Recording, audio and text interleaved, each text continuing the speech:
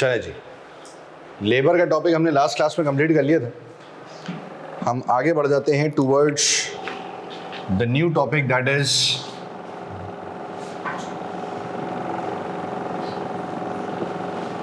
Materials.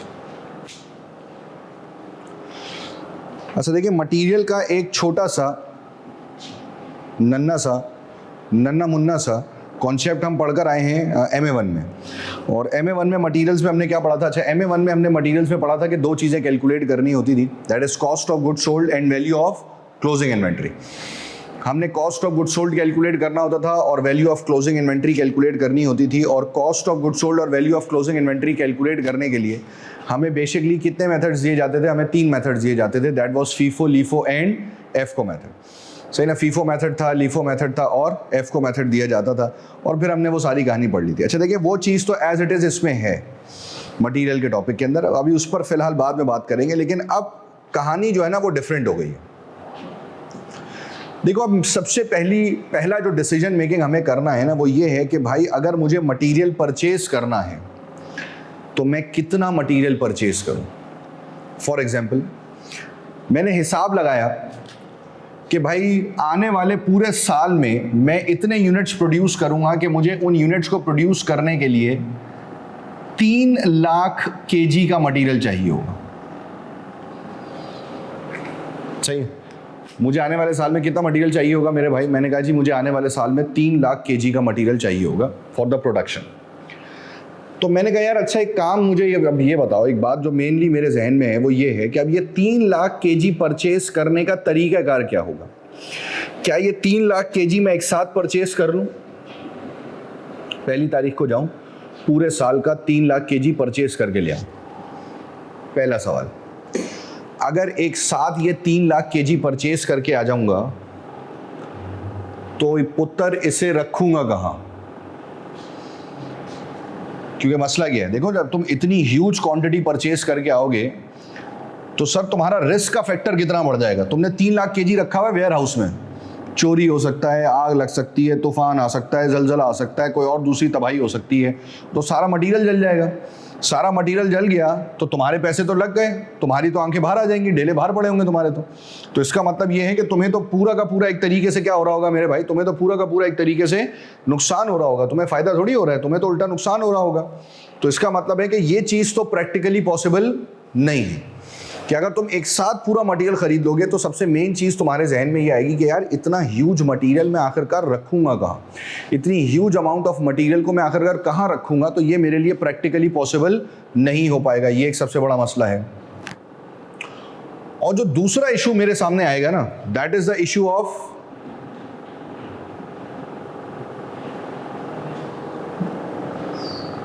ऐसे ही है, जो दूसरा बेसिक इशू आएगा वो इशू किसका आएगा मेरे भाई? फाइनेंस का।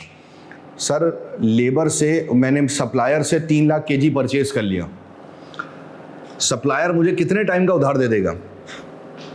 15 दिन, 1 महीना, 1.5 महीना, 2 महीना, मैक्सिमम 3 महीने। अब 3 महीने बाद जब मैं सप्लायर को पैसे पे करूंगा एक साथ 3 लाख केजी के, तो मेरे कैश फ्लो की तो आंखें बाहर आ जाएंगी।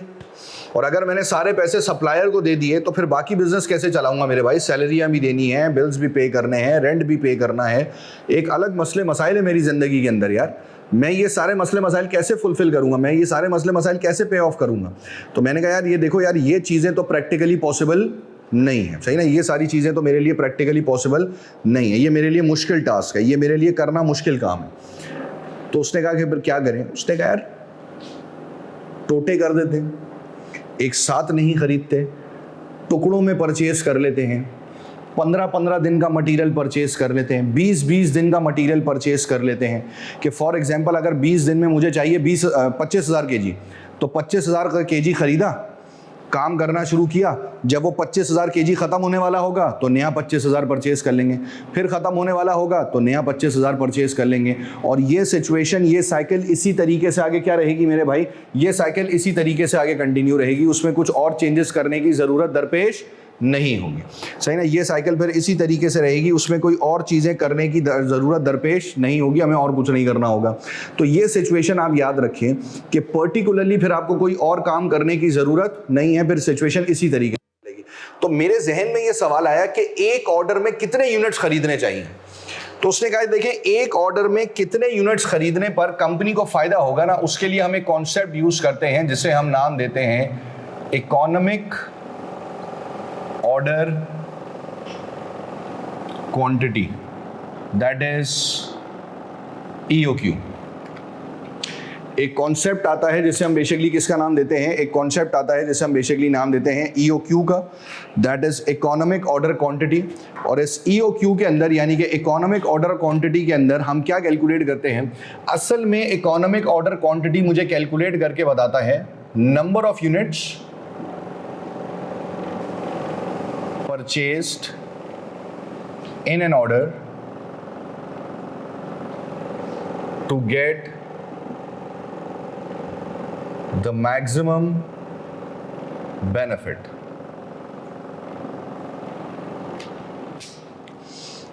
एक ऑर्डर में कितने यूनिट्स खरीदने पर तुम्हें सबसे ज्यादा फायदा होगा, एक ऑर्डर में कितने यूनिट्स खरीदने पर तुम्हें सबसे ज्यादा फायदा होगा, वो नंबर ऑफ यूनिट्स कैलकुलेट करने के लिए मैं किसकी मदद लेता हूं मेरे भाई, वो नंबर ऑफ यूनिट्स कैलकुलेट करने के लिए मैं मदद लेता हूं EOQ की, that is economic order quantity. वो नंबर ऑफ यूनिट्स कैलकुलेट करने के लिए मैं मदद लेता हूं EOQ की, that is economic order quantity. और उन नंबर ऑफ यूनिट्स को कैलकुलेट करने के लिए हम EOQ का एक सिंपल सादा सा फॉर्मूला अप्लाई कर देंगे, और EOQ का फॉर्मूला अप्लाई होगा 2COD divided by CH। Formula लगेगा 2COD डिवाइडेड बाय CH, जिसमें मेरा भाई D is your annual demand,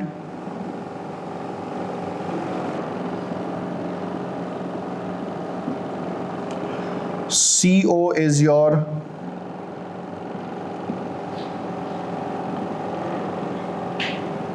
ordering cost per order, और CH is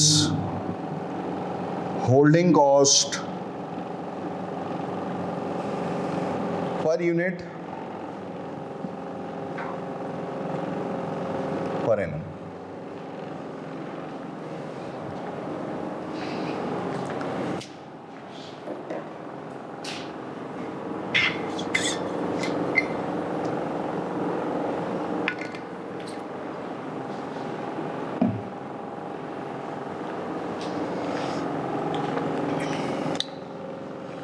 ठीक हो गया भाई। EOQ का कॉन्सेप्ट मैंने आपको बता दिया कि EOQ आपको बताता है कि भाई एक ऑर्डर में कितने यूनिट्स खरीदना आपके लिए ज़्यादा से ज़्यादा फाइनेंशियली बेनिफिशियल है, और वो नंबर ऑफ यूनिट्स कैलकुलेट करने के लिए मैं EOQ का फॉर्मूला अप्लाई करता हूं, that is 2COD divided by CH।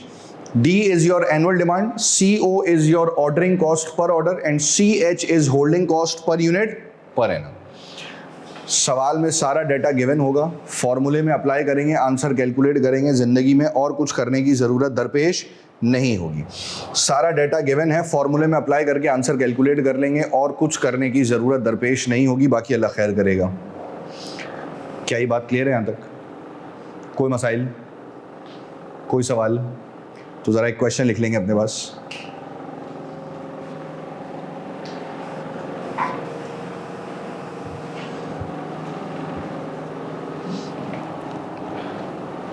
Company having an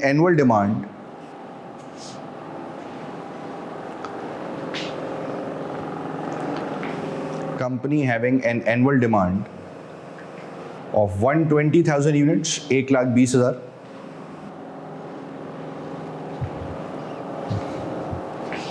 of 120,000 units,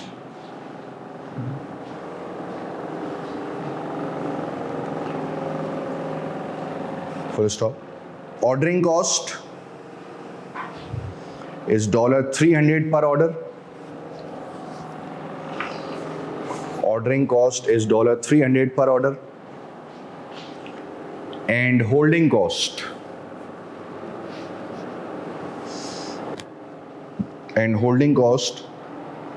is $2.75 per unit per annum।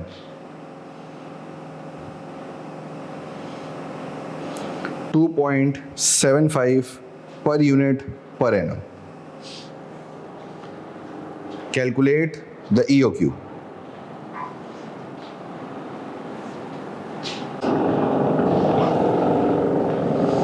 जी भाई,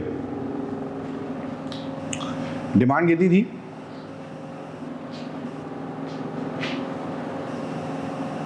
सवाल में डिमांड कितनी थी? 120, 1,20,000। तो मैंने कहा था भाई डी जो था ना वो था 1,20,000। CO कितना था? ऑर्डरिंग कॉस्ट कितनी थी? 300। और CH है holding cost per unit per annum. ऐसे ही है, CH क्या है मेरे भाई? Holding cost per unit per annum. और holding cost per unit per annum कितनी है? 2.75। EOQ का फॉर्मूला लगा दें। मैंने कहा भाई 2COD डिवाइडेड बाय CH। जरा तमाम अफराद कैलकुलेटर पे सॉल्व करके देख लें ताकि उनको पता चले कि कैसे सॉल्व होगा और आंसर क्या आएगा।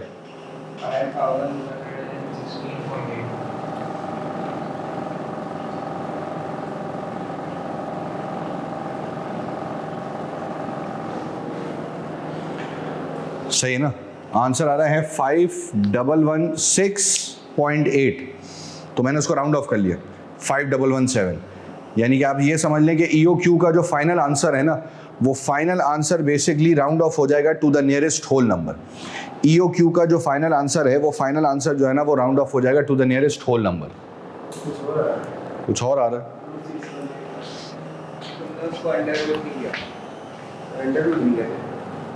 हाँ ना, रूट है ना मेरे दोस्त।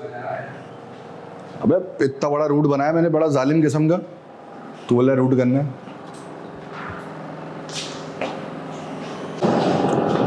जी भाई डन। क्वेश्चन नंबर 2,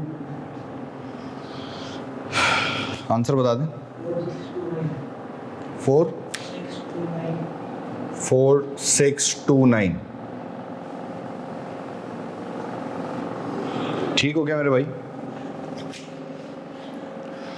अच्छा जी, फिर एक इंपॉर्टेंट चीज हमें यहां पर यह समझनी है कि भाई इस EOQ के फॉर्मूले में जो है ना, जब आप डेटा अप्लाई करने जाएंगे तो आपकी डिमांड और होल्डिंग कॉस्ट का एनुअल बेसिस पर होना जरूरी है। जब आप EOQ के फॉर्मूले में डेटा अप्लाई करने जाएंगे, तो आपकी डिमांड और होल्डिंग कॉस्ट का डेटा एनुअल बेसिस पर होना ज़रूरी है। आपकी डिमांड और होल्डिंग कॉस्ट का डेटा एनुअल बेसिस पर होना ज़रूरी है। ठीक हो गया?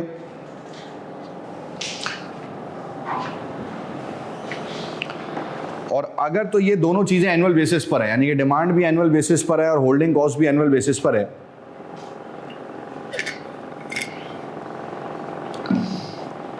अगर डिमांड भी एनुअल बेसिस पर है और होल्डिंग कॉस्ट भी एनुअल बेसिस पर है, तो ऑटोमेटिकली होना बेसिकली ये चाहिए कि वो डायरेक्टली जाकर आप फॉर्मूले में अप्लाई कर देंगे, आपको कुछ करने की जरूरत नहीं है। लेकिन अगर इन दोनों में से कोई एक चीज़ एनुअल बेसिस पर है लेकिन दूसरी चीज़ एनुअल बेसिस पर नहीं है, एक डाटा एनुअल बेसिस पर है लेकिन दूसरा डाटा एनुअल बेसिस पर नहीं है, जैसे फॉर एग्जांपल हो सकता है कि डिमांड एनुअल बेसिस पर हो, होल्डिंग कॉस्ट एनुअल बेसिस पर ना हो, तो पहले उस चीज को एनुअल बेसिस में कन्वर्ट करना पड़ेगा।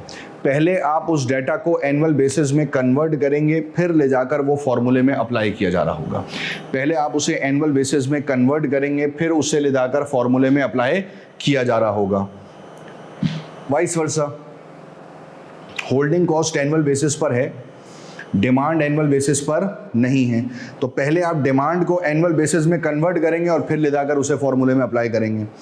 अच्छा, मान लें कि दोनों में से कोई एक चीज़ एनुअल बेसिस पर है, जैसे मान लें डिमांड एनुअल बेसिस पर है और मैंने कहा जी होल्डिंग कॉस्ट एनुअल बेसिस पर नहीं है, तो होल्डिंग कॉस्ट का डाटा फिर किस किस तरीके से दिया हुआ हो सकता है?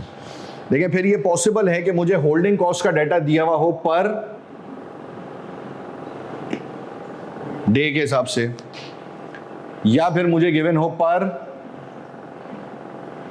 वीक के हिसाब से, या फिर मुझे गिवन हो पर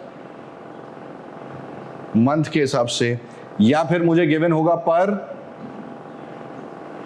क्वार्टर के हिसाब से। अगर मुझे डाटा एनुअल बेसिस पर नहीं दिया हुआ होगा तो फिर वो मुझे पर डे के हिसाब से हो सकता है दिया हुआ हो, या हो सकता है कि वो मुझे पर वीक के हिसाब से दिया हुआ हो, या हो सकता है कि वो मुझे पर मंथ के हिसाब से दिया हुआ हो, या ये भी हो सकता है कि वो डाटा मुझे पर क्वार्टर के हिसाब से दिया हुआ हो, यानी कि इस तरीके से फिर वो डाटा मुझे गिवन होगा। सही ना, फिर इस तरीके से मुझे वो डाटा गिवन होगा, पर डे, पर वीक, पर मंथ, पर क्वार्टर। एग्रीड? अच्छा, अगर पर डे के हिसाब से डाटा दिया हुआ है तो एनुअल बेसिस में कन्वर्ट करने के लिए क्या करूंगा? Multiply by 365। पर वीक के हिसाब से है तो उससे पूछा कितने, पर मंथ के हिसाब से है तो, पर क्वार्टर के हिसाब से है तो 4। सही है। इसका मतलब है कि पहले आप देख लीजिएगा कि एनुअल डिमांड और होल्डिंग कॉस्ट ये दोनों एनुअल बेसिस पर हैं या नहीं है। अगर तो दोनों एनुअल बेसिस पर हैं तो डायरेक्टली टक करके फॉर्मूले में अप्लाई हो जाएगा। अगर ये दोनों एनुअल बेसिस पर नहीं है, सही ना, अगर ये दोनों एनुअल बेसिस पर नहीं है, एक एनुअल बेसिस पर है, दूसरी चीज एनुअल बेसिस पर नहीं है, तो दूसरी चीज इन चारों में से किसी एक तरीके से गिवन होगी। या तो पर डे के हिसाब से होगी, या पर वीक के हिसाब से होगी, या पर मंथ के हिसाब से होगी, या पर क्वार्टर के हिसाब से होगी। तो फिर उसे आप स्लो एंड स्टडी क्या कर लेंगे मेरे भाई, उसे आप एनुअल बेसिस में कन्वर्ट कर लेंगे, और फिर एनुअल बेसिस में कन्वर्ट करने के बाद ले जाकर उसे फॉर्मूले में अप्लाई किया जा रहा होगा। इस चीज को हम जहन में रखेंगे, बाकी अल्लाह खैर करेगा। क्या ये बात क्लियर है? यहां तक कोई मसाइल? नंबर 3 में क्या करना था? अच्छा, डिमांड एनुअल बेसिस पर थी, ऑर्डरिंग कॉस्ट तो वैसी ही थी, होल्डिंग कॉस्ट किस हिसाब से थी? पर मंथ के हिसाब से। यानी कि मैं बस 0.25 को मल्टीप्लाई कर देता किससे? 12 से, तो कितना बनना था? 3। बस ये आ जाता $3, फॉर्मूले में अप्लाई होकर आंसर आ जाता। और दूसरे वाले सवाल में मुझे डिमांड को कन्वर्ट करना था, डिमांड वीकली बेसिस पर थी, उसे एनुअल बेसिस में कन्वर्ट करने के लिए मैं क्या करता? मैं 2500 को मल्टीप्लाई कर देता किससे? 52 से। क्या बनता? 1,30,000।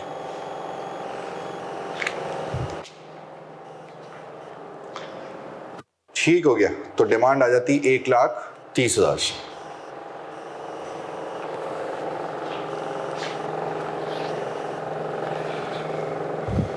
क्या ये बात क्लियर है यहां तक? कोई मसाइल? आंसर बता दो। क्वेश्चन नंबर 3 का आंसर क्या है? 5477। और क्वेश्चन नंबर 4 का 690। एग्रीड? कोई मसाइल नहीं है? देखिए, उसी फॉर्मूले से सॉल्व होगा, लेकिन बस आप समझ लें कि इस सवाल में आपकी मैथमेटिक्स का इम्तिहान है। आपको डिमांड दी हुई है, एनुअल डिमांड मैंने दी हुई है 1,60,000 CH। अच्छा, CH का मतलब ये होता है कि holding cost per unit per annum. जब मैं अगर मैं लिखता ना holding cost per unit per month, holding cost per unit per week, तो वो फिर अलग कहानी। लेकिन अगर मैं वर्ड यूज कर रहा हूँ CH, तो CH का मतलब ये होता है holding cost per unit per annum. तो वो 2.75 है। EOQ जो है वो 7,500 यूनिट्स है, और आपने कैलकुलेट करना है CO।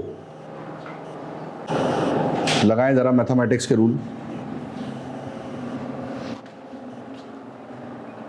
देखो, सिंपल उसी फॉर्मूले से हो रहा था। फॉर्मूला क्या है? 2COD divided by CH। EOQ is equals to 2COD divided by CH। ठीक हो गया? अच्छा जी, अब फॉर्मूला लगाते हैं। EOQ की वैल्यू मुझे दी हुई है ना, कितनी है? 7,500 इज इक्वल्स टू 2CO मुझे कैलकुलेट करना है, तो मैंने छोड़ दिया। D कितना है? 160,000, और CO की जगह मैंने लगा दिया question mark, divided by CH कितना है? 2.75। ठीक हो गया? और देखिए, अगर आपने किसी इंसान के बच्चे से मैथ्स पढ़ी हुई है ना, तो उसने आपको ये इक्वेशन सॉल्व करना सिखाई होगी बाय स्क्वायरिंग बोथ साइड। ठीक है, लेकिन देखें, स्क्वायरिंग बोथ साइड के पैटर्न पे आने से पहले बिल्कुल एक सड़क वाली मैथ समझ लें। ये इक्वेशन यहाँ सॉल्व नहीं हो सकती, तो मैं इस इक्वेशन की चीज़ें एक एक करके दूसरी तरफ फेंकना शुरू कर दूंगा। मैं इस इक्वेशन की चीज़ें एक एक करके दूसरी तरफ फेंकना शुरू कर दूंगा। सबसे पहले रूट वहाँ ट्रांसफ़र होगा,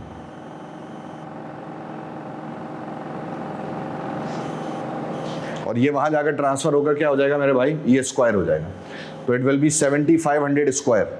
ठीक हो गया, इज इक्वल्स टू मल्टीप्लाई हो जाएगा तो कितना होगा 320,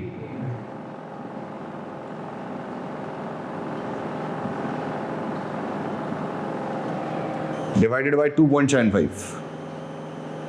ठीक हो गया, 7500 का स्क्वायर निकालो जरा फटाफट, क्या आएगा?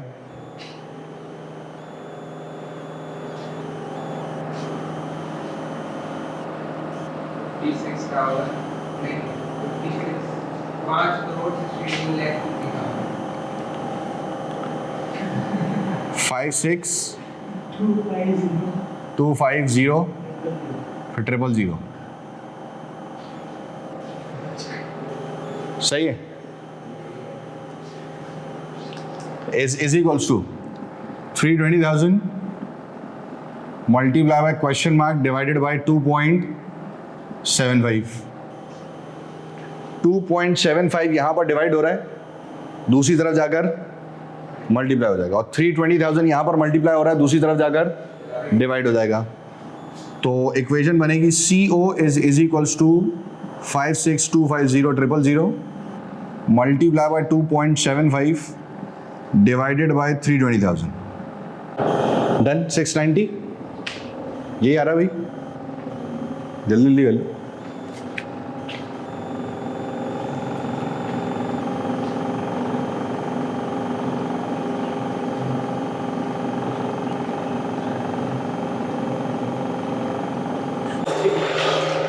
चले जी, अच्छा क्वेश्चन नंबर 7। एनुअल डिमांड है 250,000 यूनिट्स की, CO है 300, EOQ है 12,000 यूनिट्स और कैलकुलेट करना CH। अच्छा फॉर्मूला वही लगेगा, तो मैंने कहा जी फॉर्मूला है EOQ कितना है 12 is equals to 2CO D CH नहीं है, तो वही वाली बात है, इक्वेशन यहाँ पे सॉल्व नहीं हो सकती, मैं चीज़ें एक एक करके दूसरी तरफ फेंकना शुरू करूंगा। ये रूट है, दूसरी तरफ जाकर क्या हो जाएगा स्क्वायर।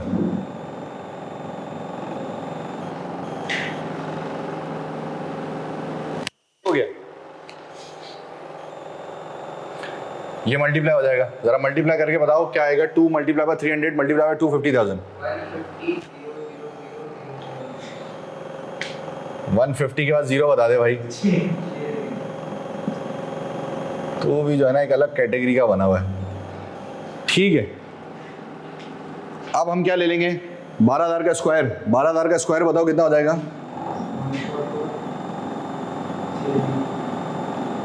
144 मिलियन।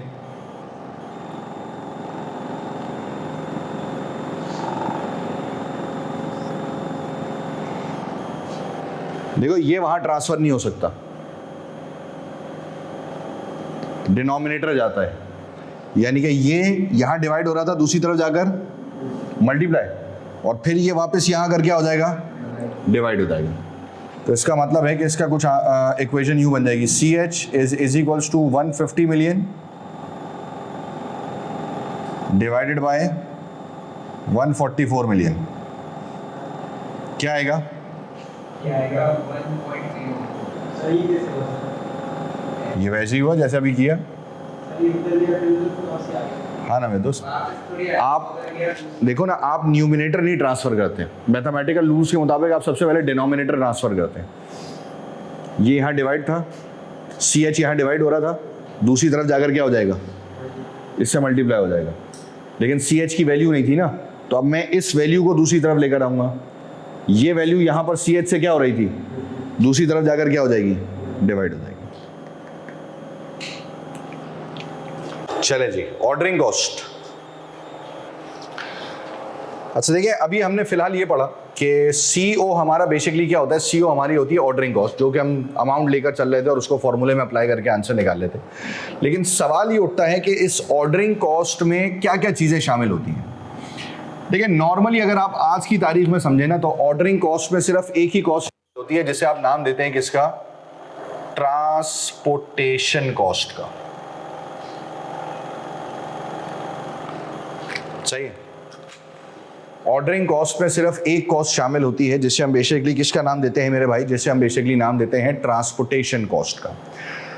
किताब कहती है कि ऑर्डरिंग कॉस्ट में दो चीजें शामिल होती हैं, एक ट्रांसपोर्टेशन कॉस्ट और दूसरी चीज होती है जिसे वो कहते हैं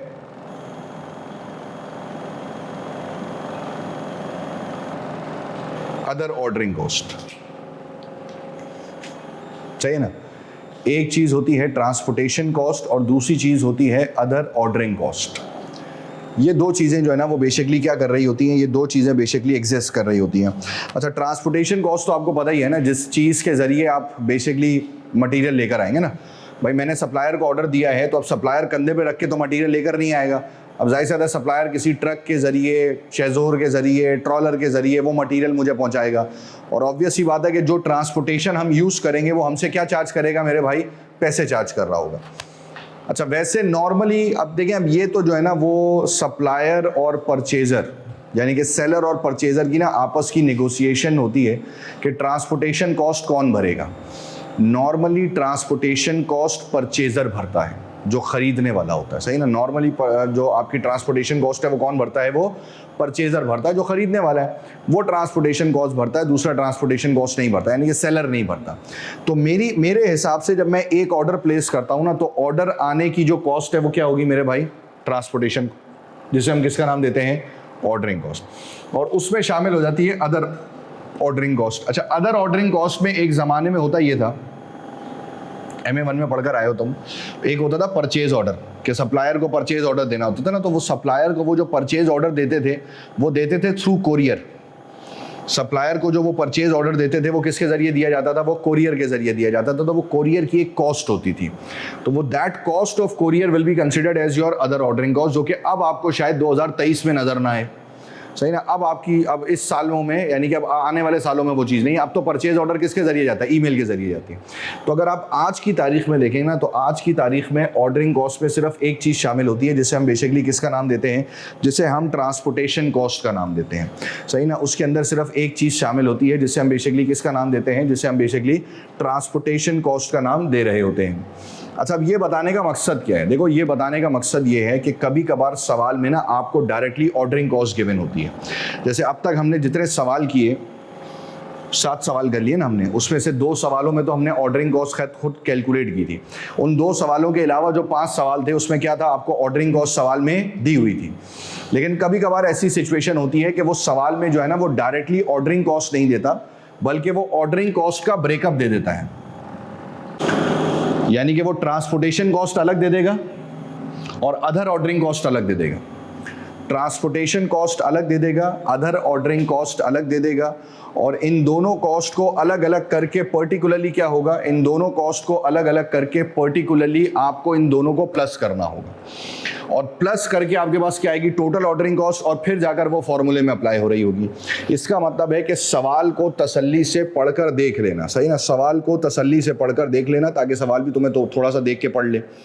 ठीक हो गया कि अगर तो सवाल में डायरेक्टली ऑर्डरिंग कॉस्ट दी हुई है तो जिंदगी के मसाइल हल हैं, लेकिन अगर सवाल में ट्रांसपोर्टेशन कॉस्ट और अदर ऑर्डरिंग कॉस्ट दी हुई है तो मेरे भाई फॉर्मूले में अप्लाई करने से पहले ट्रांसपोर्टेशन कॉस्ट और अदर ऑर्डरिंग कॉस्ट दोनों क्या हो जाएंगी, प्लस हो जाएंगी।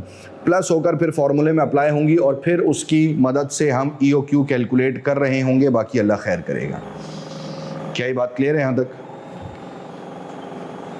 जी भाई, इस सवाल का डाटा बनना था, सही ना। बेसिकली इस सवाल का डाटा बनता, और वो डाटा क्या बनता, डिमांड कितनी है, 1,60,000, CO यानी कि ऑर्डरिंग कॉस्ट। जब ऑर्डरिंग कॉस्ट 2 हिस्सों में डिस्ट्रीब्यूटेड है, ट्रांसपोर्टेशन कॉस्ट और अदर ऑर्डरिंग कॉस्ट, दोनों को प्लस कर दूंगा।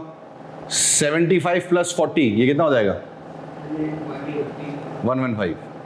और CH क्या है, 10% ऑफ परचेज प्राइस कितनी थी, 30 का 10% कितना हो जाएगा, 3 + 0.2, 3.2। बस अब फॉर्मूले में अप्लाई हो जाएगा। EOQ 2COD / CH, answer calculate हो जाएगा, जिंदगी पुरसुकून हो जाएगी। क्या ये बात क्लियर है? कुछ सवाल दे दूं आपको होमवर्क में, जरा कैप्लन की किट देख लें। कुछ सवाल मैं आपको बता रहा हूँ, ज़रा लिख लेंगे अपने पास, ताकि वो सवाल आप सॉल्व कर लेंगे। किसी में मसला होगा तो मुझसे डिस्कस कर लीजिएगा, वरना इंशाल्लाह नेक्स्ट क्लास में फिर हम आगे बढ़ेंगे। बाकी अल्लाह खैर करेगा। आप करेंगे कैप्लन में से क्वेश्चन 71, 72, 74,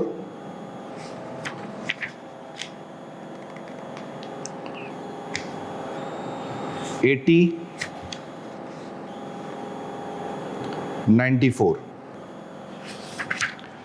ठीक है भाई, ये सॉल्व कर लीजिएगा। कोई मसला होगा तो मुझसे पूछ लीजिएगा, वरना इंशाल्लाह फिर हम आगे बढ़ेंगे।